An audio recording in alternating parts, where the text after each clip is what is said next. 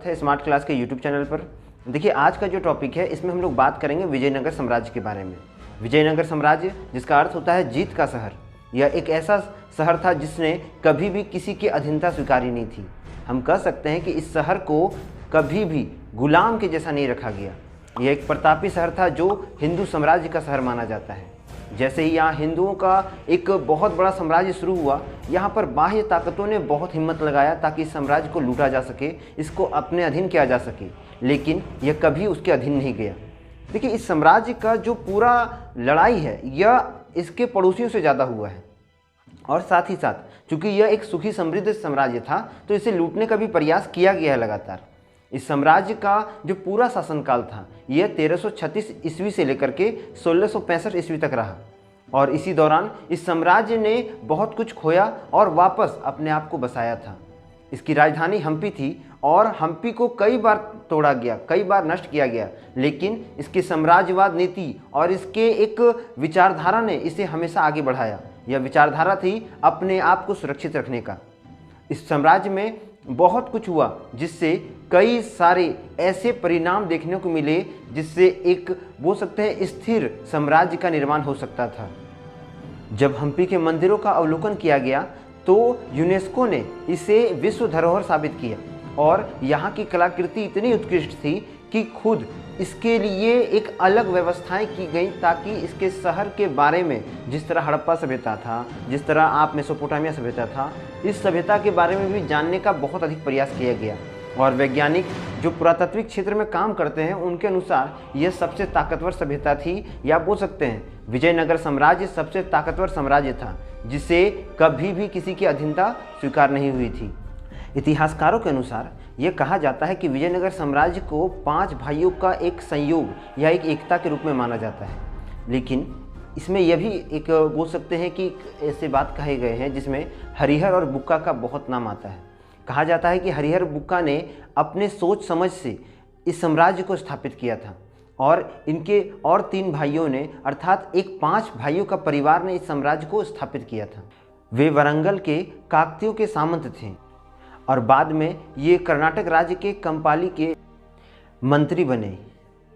देखिए, इतिहासकार ये कहते हैं कि जब तुगलक ने कंपाली को रौंदा, अर्थात कंपाली को मारना शुरू किया, तो इन दोनों भाइयों ने मुस्लिम धर्म अपना लिया, क्योंकि तुगलक ने इन्हें ज़बरदस्ती मुस्लिम धर्म अपनाया और धर्मांतरण करने के बाद इन्हें अन्य जगहों पर मुस्लिम धर्म की जो प्रसार था उसे बढ़ाने के लिए भेजा, जिसके बाद ये बहुत जगह गए और कई जगहों पर जा कर के इन्होंने इनका प्रचार प्रसार किया।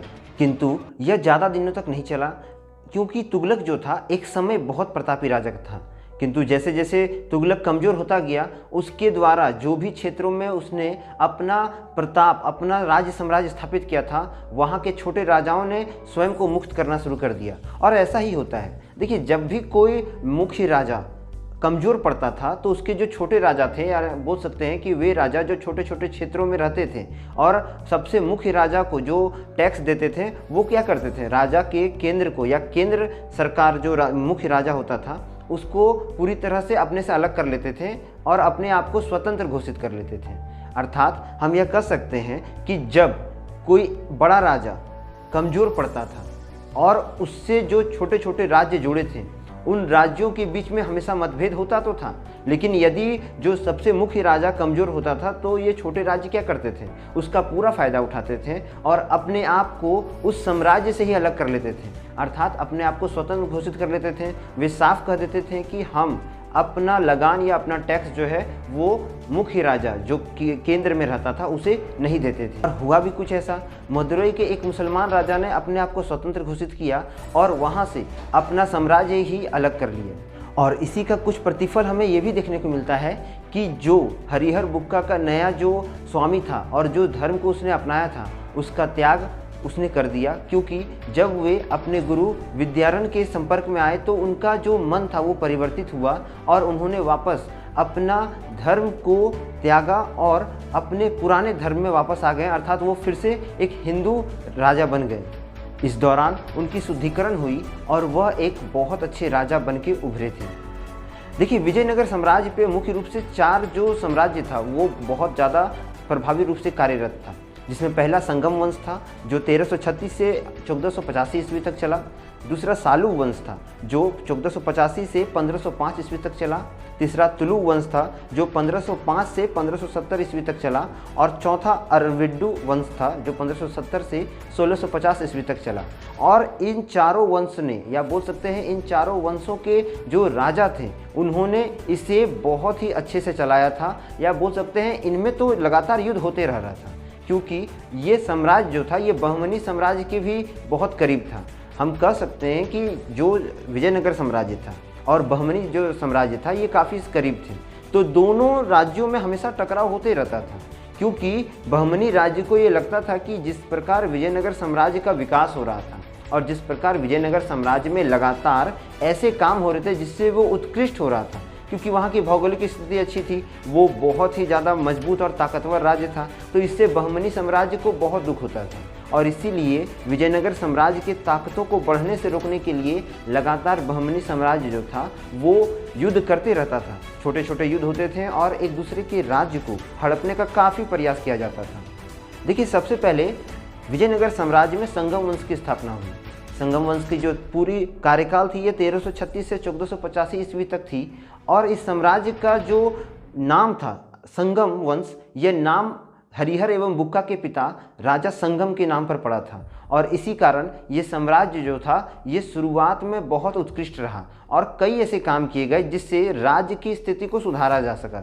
जैसे कि व्यापार में सबसे अधिक बढ़ोतरी की गई, जिसमें लगान जो था वो काफ़ी बढ़ाया गया, क्योंकि यह क्षेत्र जो था ये दोआब घाटियों के क्षेत्र में आता था, इसलिए यहाँ पर अधिक मात्रा में ऐसे खेती होती थी जिससे पर्याप्त मात्रा में लगान, या बोल सकते हैं कि टैक्स वसूल किया जाता था। संगम वंश में कई राजाओं ने शासन किया और इसके जितने भी राजा थे उसके कुछ नाम इस तरह थे: हरिहर प्रथम, बुक्का प्रथम, हरिहर द्वितीय, विरूपाक्ष प्रथम, बुक्का द्वितीय, देवराय प्रथम, विजय राय, देवराय द्वितीय, मल्लिकार्जुन और विरूपाक्ष द्वितीय। ये सभी संगम वंश के प्रमुख राजा थे, जिसमें हरिहर प्रथम और बुक्का प्रथम ने बहुत उत्कृष्ट कार्य किया था। हरिहर प्रथम ने 1353 ईस्वी में विजयनगर साम्राज्य का प्रसार प्रचार शुरू किया। उसने लगातार छोटे छोटे युद्ध किए और बुक्का के साथ मिलकर उसने कई क्षेत्रों को अपने अधीन किया और विजयनगर साम्राज्य को बहुत ताकतवर बनाया। इसमें इसकी पूरी सहायता बुक्का प्रथम करते हैं, लेकिन किसी कारणवश 1353 में हरिहर प्रथम की मृत्यु हो जाती है, जिसके बाद बुक्का प्रथम जो होते हैं वो शासन की गद्दी पर बैठते हैं और वो विजयनगर साम्राज्य की पूरे शासनकाल को चलाते हैं। इस राज्य प्रसार की नीति में बुक्का प्रथम को बहुत ज़्यादा युद्ध करने पड़े थे बहमनी साम्राज्य से। तो पूरा जो बुक्का प्रथम का जो शासनकाल था, इस शासनकाल का अधिकतर युद्ध जो था उसका बहमनी साम्राज्य के साथ हुआ। और हम ये कह सकते हैं कि बुक्का प्रथम का जो शासन अवधि था वो अधिकतर जो समय बीता वो बहमनी साम्राज्य के साथ युद्ध में बीता था। बुक्का प्रथम की मृत्यु के बाद उसके पुत्र हरिहर द्वितीय ने शासन को संभाला और इन्होंने खुद को राजाधिराज की पदवी धारण करवाई। 1404 में इसका शासनकाल बहुत ज़्यादा फला फूला और इसका विस्तार होना शुरू हो गया। इसने और अधिक मात्रा में विजयनगर साम्राज्य की स्थापना करने में बहुत बड़ा योगदान दिया। इन्होंने बहमनी साम्राज्य के कई क्षेत्रों को अपने अधीन कर लिया और यह कहा जाता है कि इन्होंने खुद को कालक वलित किया।